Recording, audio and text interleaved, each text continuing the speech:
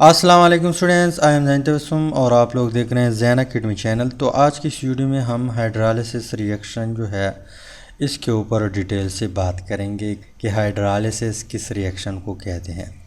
तो सबसे पहले यहाँ पे मैं डिफ़ाइन करता हूँ। डिफिनीशन कुछ इस तरह है कि it is define as the reaction in which hydrogen और ऑक्सीजन के बीच वाटर मॉलिक्यूल में जो बॉन्ड है।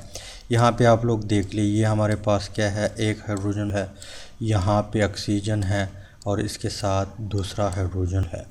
या आप लोग इस तरह भी लिख सकते हैं कि यहाँ पे OH है, ठीक, और यहाँ पे इसके साथ हाइड्रोजन है। तो यहाँ पे जो बॉन्ड है ये ब्रेक होना किस चीज़ में, वाटर मॉलिक्यूल में, by the action of salt with water. मतलब साल्ट की एक्शन की वजह से जो यहाँ पे ब्रेक हो जाता है बॉन्ड हाइड्रोजन और ऑक्सीजन के बीच, इस चीज़ को हम क्या कहते हैं, हाइड्रोलिसिस कहते हैं। यहाँ पे आप लोग देख लें, मान लो हमारे पास क्या है, एक बीकर है, यहाँ पे एक बीकर है। अब इसमें हम वाटर डालते हैं, यहाँ तक हमने वाटर मान लो डाल दिया, ठीक। अब हम क्या करते हैं, यहाँ पे साल्ट डालते हैं। जैसे ही हम साल्ट डालेंगे तो साल्ट आयोनाइज होगा, क्या होगा, वाटर में आयोनाइज होगा। आयोनाइज होगा तो वो आयन यहाँ पे इस बॉन्ड को ब्रेक करेगा। अब ये जब बॉन्ड ब्रेक हो जाता है, इस प्रोसेस को हम क्या कहते हैं, हाइड्रोलिसिस रिएक्शन कहते हैं। क्या कहते हैं, हाइड्रोलिसिस रिएक्शन। लेकिन यहाँ पे हाइड्रोलिसिस से रिलेटेड एक पॉइंट नोट करें। पॉइंट कुछ इस तरह है कि actually the hydrolysis reaction is the reverse of neutralisation reaction. Neutralisation reaction कौन सा रिएक्शन होता है, ऐसा रिएक्शन जिसमें एसिड बेस आपस में रिएक्शन करता है और रिज़ल्ट में हमारे पास वाटर और साल्ट बन जाता है। ऐसा रिएक्शन जिसमें एसिड बेस आपस में रिएक्शन करे और रिज़ल्ट में हमारे पास वाटर मिल जाए और साल्ट मिल जाए, ऐसे रिएक्शन को हम न्यूट्रलाइजेशन रिएक्शन कहते हैं। क्या कहते हैं, न्यूट्रलाइजेशन रिएक्शन। अब ये जो है हाइड्रोलिसिस, ये न्यूट्रलाइजेशन रिएक्शन का रिवर्स है, मतलब उलट है। तो उलट अगर है तो हम इस तरह कह सकते हैं कि वाटर प्लस साल्ट जब आपस में रिएक्शन करता है तो रिज़ल्ट में हमारे पास एसिड और बेस बनेगा, ठीक। मतलब अगर ये न्यूट्रलाइजेशन रिएक्शन का रिवर्स है, इसका उलट है, तो वाटर साल्ट रिएक्शन करेगा, रिज़ल्ट में हमारे पास एसिड बेस बनेगा। तो हम इस तरह लिख सकते हैं कि वाटर प्लस साल्ट रिएक्शन करता है, हमारे पास एसिड बेस बन जाता है। ये पॉइंट आप लोगों ने नोट किया। इसके अलावा हाइड्रोलिसिस से एक और पॉइंट भी जो ज़रूरी पॉइंट है वो नोट करें। नेक्स्ट पॉइंट कुछ इस तरह है कि when a salt is added into water. मान लो हमारे पास क्या है, एक बीकर है, यहाँ पे इस बीकर में हमने यहाँ पे वाटर डाला हुआ है, यहाँ तक वाटर मौजूद है। अब हम क्या करते हैं, यहाँ पे साल्ट डालते हैं। तो यहाँ पे जो सॉल्यूशन है ये या तो एसिडिक बनेगा या बेसिक बनेगा due to the hydrolysis reaction.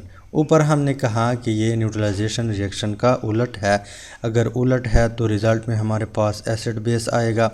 तो यहाँ पे जब हम साल्ट डालते हैं, रिएक्शन करता है, हाइड्रोलिसिस होता है। अब ये सॉल्यूशन एसिडिक होगा या बेसिक होगा। यहाँ पे ये बात क्लियर की है कि या एसिडिक होगा या बेसिक होगा, इनमें से एक होगा। लेकिन कब एसिडिक होगा और कब बेसिक होगा, तो इसके लिए आप लोगों ने यहाँ पे नोट करना है। यहाँ पे फिर बात क्लियर की है कि when salt of weak acid and strong base react with water, basic solution is formed. यहाँ पे मैं आप लोगों को एग्ज़ाम्पल देता हूँ। मान लो हमारे पास क्या है, CH3COONA।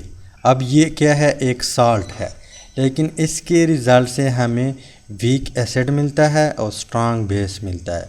तो स्ट्रॉन्ग बेस जब मिलता है वो सॉल्यूशन फिर बेसिक सॉल्यूशन होगा। तो यहाँ पे मैं वाटर के साथ ट्रीट करवाता हूँ। तो यहाँ पे हाइड्रोजन है और यहाँ पे OH है, यहाँ पे बॉन्ड ब्रेक होगा, ठीक। अब ये सोडियम इससे चला जाएगा, यहाँ पे जो बॉन्ड है ये ब्रेक हो जाएगा। तो रिज़ल्ट में हमारे पास CH3COOH plus sodium hydroxide Na। यहाँ पे Na इससे चला गया, OH के साथ रिएक्शन किया, हाइड्रोजन OH से चला गया, यहाँ पे ऑक्सीजन के साथ इसने रिएक्शन किया। तो रिज़ल्ट में हमारे पास CH3COOH बना, जो कि वीक एसिड है। क्या है ये? क्या है? वीक एसिड है। और स्ट्रांग बेस कौन सा है? Sodium hydroxide NaOH। तो ऐसा साल्ट किधर गया? Salt when salt of weak acid, यहाँ पे वीक एसिड है, एंड स्ट्रांग बेस का मतलब ऐसा साल्ट जब वाटर के साथ रिएक्शन करे और रिज़ल्ट में हमारे पास वीक एसिड बन जाए और स्ट्रांग बेस बन जाए। अब ये सोल्यूशन जो है, इस सोल्यूशन को हम क्या कहेंगे? बेसिक सोल्यूशन कहेंगे। मान लो ये है बीकर है, इसमें वाटर मौजूद है, हमने क्या किया? CH3COONA यहाँ पे डाला तो यहाँ पे आयनिक बॉन्ड टूटेगा, मतलब आयन बनेंगे तो यहाँ पे ये बॉन्ड भी टूटेगा। अब ये हाइड्रोजन CH3COO के साथ बनेगा, मतलब हमारे पास वीक एसिड बनेगा। इसके अलावा सोडियम हाइड्रोक्साइड भी इस बीकर में होगा, लेकिन इस बीकर में एज ए होल जो सोल्यूशन है वो कौन सा सोल्यूशन है? Basic solution is format. यहाँ पे बेसिक सोल्यूशन इज़ फॉर्मेट। ठीक। अब एसिडिक सोल्यूशन कब बनेगा? When salt of strong acid and weak base react with water, तो यहाँ पे एसिडिक सोल्यूशन बनेगा। यानी ऐसा साल्ट जब वाटर के साथ रिएक्शन करे और उसके रिज़ल्ट में हमें स्ट्रॉन्ग एसिड मिल जाए, जिस तरह यहाँ पे स्ट्रॉन्ग बेस था और इसमें हमें स्ट्रॉन्ग एसिड मिलेगा, वीक बेस मिलेगा। ऐसा रिएक्शन जब होगा और उसके रिज़ल्ट में जो सोल्यूशन बनेगा वो एसिडिक सोल्यूशन होगा। यहाँ पे मैं आप लोगों को एग्ज़ाम्पल देता हूँ। जिस तरह अमोनियम क्लोराइड है NH4Cl। अब ये एक साल्ट है, रिएक्शन करता है किस चीज़ के साथ? वाटर के साथ। ठीक। वाटर के साथ रिएक्शन किया तो यहाँ पे बॉन्ड ब्रेक होगा, यहाँ पर भी जो बॉन्ड है वो भी ब्रेक होगा। यहाँ पे आयनिक बॉन्ड है, यहाँ पे कोवेलेंट बॉन्ड है। तो रिज़ल्ट में हमारे पास क्या बनेगा? एक बनेगा अमोनियम हाइड्रोक्साइड NH4OH। अब ये बेस जो है ये वीक बेस है और यहाँ पे स्ट्रांग बेस एसिड कौन सा बनेगा? HCl। तो यहाँ पे ये एक ऐसा साल्ट है जब वाटर के साथ रिएक्शन करता है तो इसके रिज़ल्ट में हमारे पास स्ट्रांग एसिड आता है, स्ट्रांग एसिड। इसके अलावा वीक बेस बनता है। अब ये एज ए होल जो सोल्यूशन है ये हमारे पास कौन सा सोल्यूशन होगा? एसिडिक सोल्यूशन होगा। ठीक। तो इस चीज़ को हम हाइड्रोलिसिस कहते हैं। हाइड्रोलिसिस क्या है? जब वाटर मॉलिक्यूल में हाइड्रोजन और ऑक्सीजन के बीच बॉन्ड ब्रेक हो जाए और किसके एक्शन में? साल्ट की एक्शन की वजह से। ऐसे रिएक्शन को हम हाइड्रोलिसिस रिएक्शन कहते हैं। तो उम्मीद करता हूँ वीडियो की समझ आई होगी। अगर समझ आई है वीडियो को लाइक करें, शेयर करें, चैनल को सब्सक्राइब करें। Finally thanks for watching.